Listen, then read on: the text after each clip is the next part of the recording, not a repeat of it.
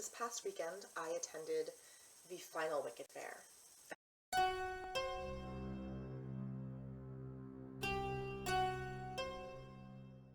And Wicked Faire is an event that I've been going to since it started in 2006, if I'm doing my math correctly. Wicked Faire actually grew out of the birthday parties that Jeff was throwing himself for a couple of years prior to Wicked, called Jeff Mack's Cult Movie Overnights, and I used to do Rocky at those events. Lots of nostalgia when it comes to Jeff Mack events. So like I said, this past weekend was the final Wicked Faire, and I had an amazing time. I had wanted to take video the whole weekend that I was there and post sort of a mini documentary of my experience at Wicked, and then I was too busy experiencing things to ever remember to take my camera out, so you're not getting that. But I do want to talk about Wicked a little bit. It's sort of sad to see it end. They're replacing it next year. Jeff Mack Events is replacing it with an event called Glimmerdark, which, if Jeff Mack's Wicked Winter Renaissance Fair was an indoor Winter Renaissance Fair, Glimmerdark is supposed to be an indoor fairy festival. My understanding, the primary difference between a Ren Fair, which I used to work plenty of, and a fairy festival, which I've attended, I think, one of ever, the primary difference is that fairy festivals don't even pretend to care about historical accuracy. Like, they're just sort of a pseudo-medieval, pseudo-Renaissance period fantasy fair. And I think that's a pretty cool idea. And I hope Glimmerdark does well, and I hope they invite me back to perform, because I love working with Jeff Mack Events. Which sounds like me trying to pimp myself out to Jeff Mack Events, but really, they hold a special place in my heart, you know? I attended the very first Wicked Faire, which was held in one of those big warehouse-like convention spaces, and was a one-day event, and I got to see some of my friends perform the complete works of William Shakespeare Abridged, which was a lot of fun. And I think I was fighting with my boyfriend. It was a weird day for me. I was in this huge fight with my boyfriend at the time. We actually ended up breaking up not long after.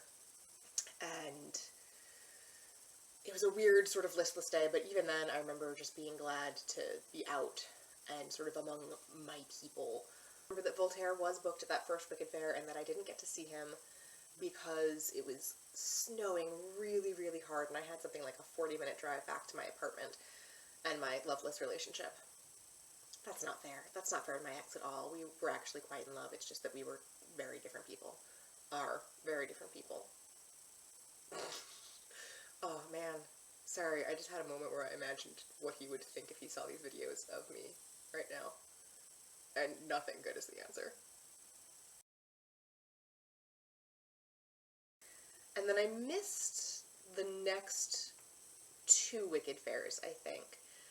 I moved to Boston. I moved from New Jersey, where Wicked Faire is held, to Boston, and I could probably have swung the ticket price, but when you added on travel costs and probably a hotel room if I couldn't find a place to crash with friends, etc., etc., it became sort of overwhelming, and so I missed the next couple.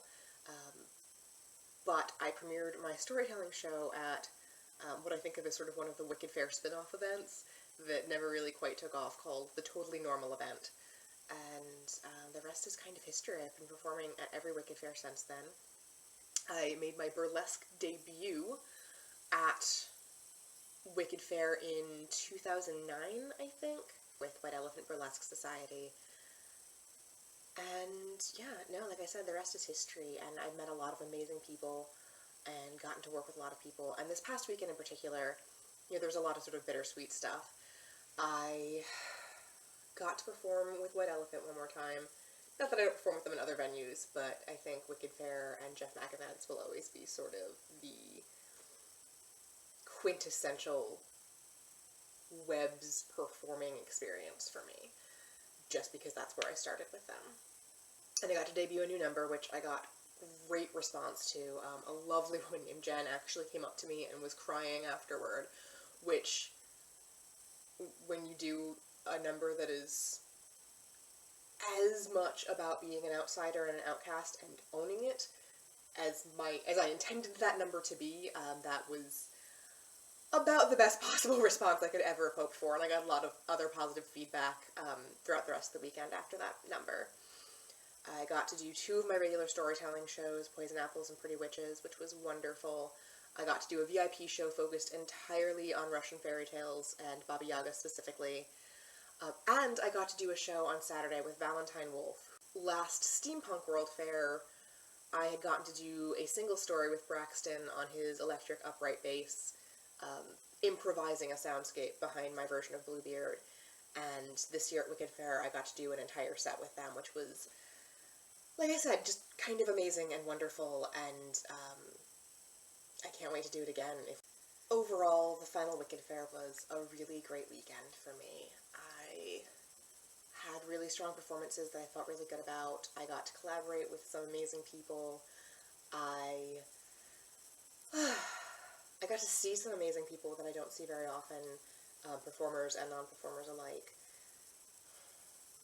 It was a good weekend, and I would be lying if I said that I wasn't a little bit sad that Wicked Faire is over. Even with Glimmerdark on the horizon, even with my application into Steampunk World Fair, even with, you know, my finger on the pulse of what Jeff Mack events are happening so that I can apply to all of them in the future, it's a little sad to see sort of the original Jeff Mack event end. And I guess technically it's not the original Jeff Mack event. The original Jeff Mack event is Jeff Mack's cult movie Overnights. Yeah, no, nostalgia and sadness and happiness, and I'm gonna miss Wicked Faire.